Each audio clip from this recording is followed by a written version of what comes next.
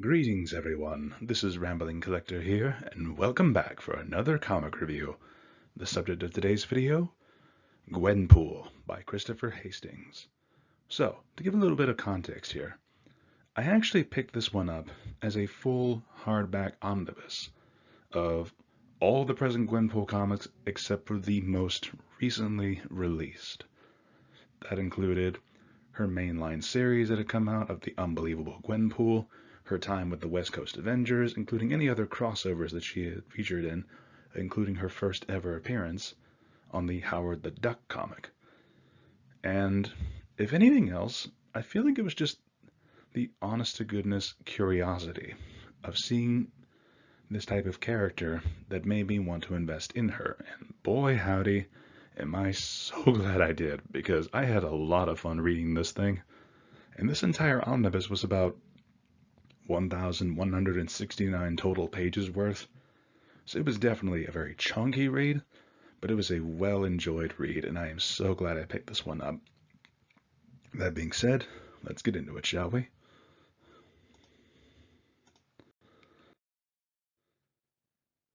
So first and foremost, the Gwenpool Omnibus provided a unique look at a character whose fourth wall breaking abilities matched or even surpassed Deadpool's own, while also exploring the concept of someone from our world falling into the world of Marvel Comics.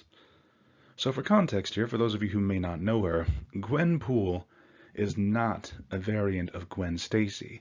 She is in fact a character known as Gwendolyn Poole. And the funny thing is, how she even got her costume in the first place is because her name was misread as Gwenpool. Well, all is one word. So she got a Deadpool-like costume, but the funny thing is, the costume designer literally came up with the whole thing of no pants, similar to Edna Mode from The Incredibles with no capes. So that already tells you everything you need to know that this is just going to be funny. But more than that, Gwendolyn Poole is from quote-unquote our world, meaning that all the characters in Marvel have all just been comic book characters to her. And in fact, they even allude to this with, at one point, Doctor Strange helping her to further acclimate into the Marvel Universe and seeing himself, or rather his own movie with Benedict Cumberbatch as Doctor Strange, which in my opinion, that was honestly awesome to see.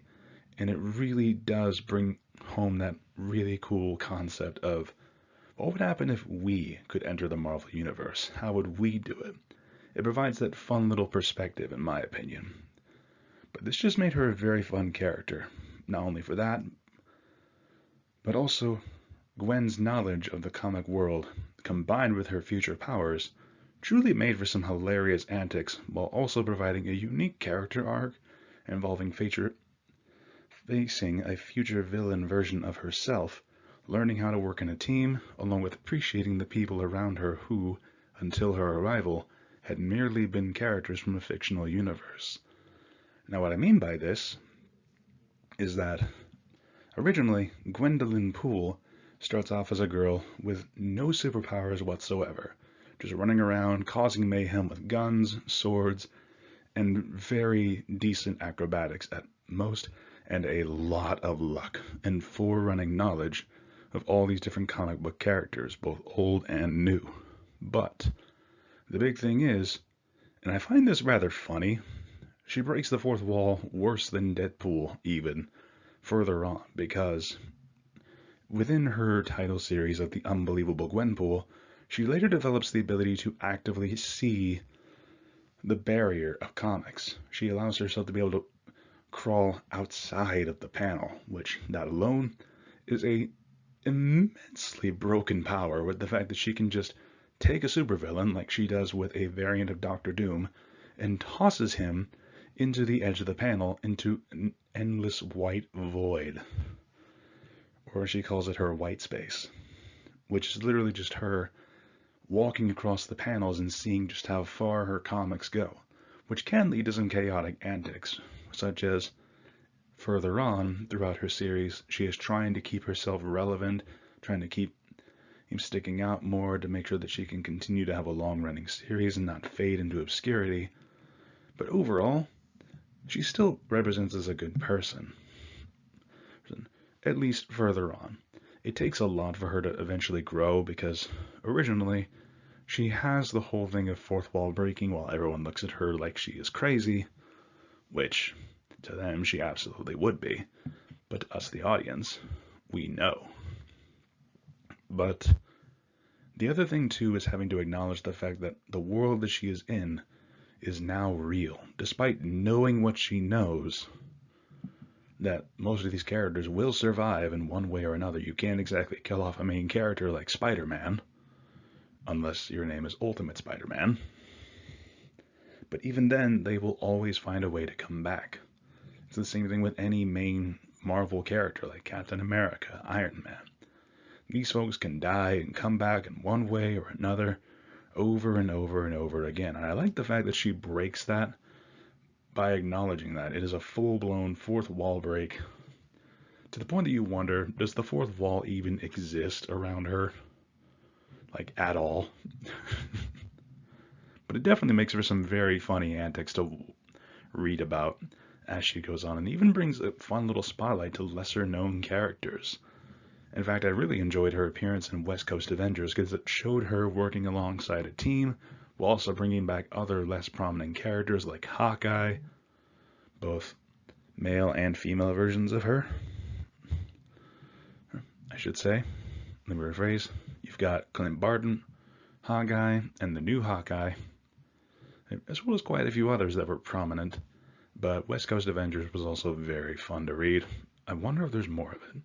I'll need to check on that later.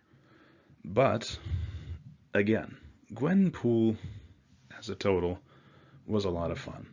But beyond just the writing,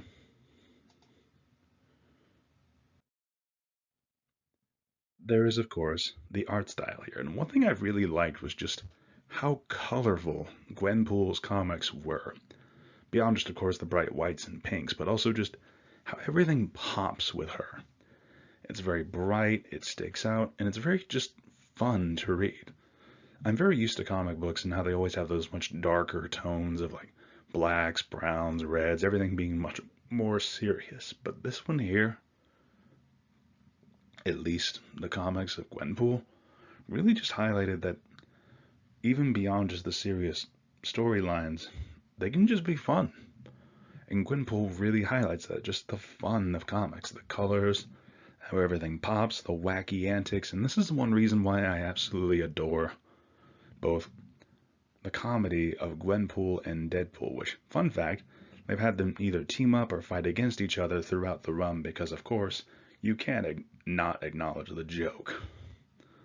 But one thing I will never forgive is the fact that Gwenpool apparently, like, canonically, has never read Deadpool. And she quotes him as being a little too memey for her taste, which, frankly, I get that for any real-life readers, but come on, girl. Like, come on now. That's a little bit too much. The fact that you are literally a different version of a Deadpool, but are your own character, but at the same time have never read Deadpool, that's a crime. I'm sorry. But again, I love the colors. Love it because it can go between either very stark shades and lines, just very cartoony in nature, and that's one thing I really liked about it. Anyway, moving on though. So, bit of a thought bubble here, but something actually occurred to me when I was looking more at Gwenpool, specifically like her interactions with the characters, and of course over the line of her story, and even more so revolving back into her confrontation with a future villainous version of herself, which this whole confrontation really painted an interesting psychological story if you really think about it, because in the early moments of Gwenpool, we see how she doesn't really take the Marvel Universe too seriously. She doesn't see it that way. She thinks, oh, this is all fake, none of this is real. I'm the only real character, or the only real person within this universe. Which this is a great spotlight for the obvious one of main character syndrome, where to her, she is the character of her story, and everyone else is merely part of that. And in reality, this is something that she rapidly has to overcome. When you really look at it in this spotlight, especially with her confronting her villainous future, it really paints that image of her grappling with herself and having to realize that she, she is the main character of her story, the folks within that life still matter to a degree. Despite all of her knowledge of these people, despite how she could readily ruin their lives, like Miles Morales or Peter Parker, she could easily expose them for who they are. She chooses not to because that's the morally good thing to do.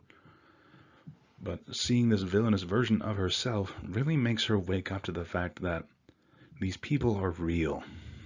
They are real people now. The world that she lives in is no longer just the pages of a book. They are not just characters to her story. She has to come to grips with that and realize that her actions here will have consequences for the people that she now lives and fights alongside. And that was actually a really interesting piece to look at, and it's actually just something that occurred to me while making this video. If you could look at it that way, as an allegory for overcoming main character syndrome, that could be really interesting to look at, and a really fun way to look more at her character beyond just the wacky antics of breaking the fourth wall. And if nothing else, it really should highlight how Gwenpool is not just a tropey character, that there is something there to look at. Now, I might just be reading too much into this, I'm not sure, but if either of you can see that particular side of things, do let me know, or if something like that has occurred to you as well while reading this series. But overall, I've still really enjoyed this, and if nothing else, this kind of makes me want to either pick up Deadpool just for more fourth wall antics or something else.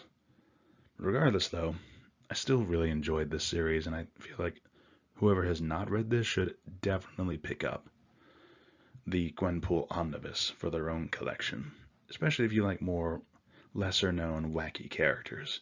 And the fact that she just recently got a new comic series gives me hope that Gwenpool will always return in one way or another, and I'm very curious to see what her new series promises. Now, with that all being said, I would have to give the Gwenpool omnibus a solid 10 out of 10. It deserves a spot on my bookshelf, and it will stay there in case I ever need a laugh, or if I just want to keep looking at a fun new character. But overall, I definitely enjoyed this, and I hope that whoever is watching this will be further intrigued to check her out as well, and see more of Gwenpool's story. Or if you're just in the mood to see a Deadpool knockoff, or if you're just in the mood for a laugh, I would wholeheartedly recommend this collection to anyone who needs either of those things. And if you're curious to check out some of the other comics that I've covered on this channel, I'll leave a link to that playlist here at the end of the video. But for those of you who have stuck around to the end, thank you so much for listening. This is Rambling Collector, signing off for now. Feel free to leave a like, comment your thoughts down below, and subscribe if you're curious to hear more of my crazy little book ramblings. Thank you so much. This is Rambling Collector, signing off, and I will see you all in the next video. Have a great day, fellow readers.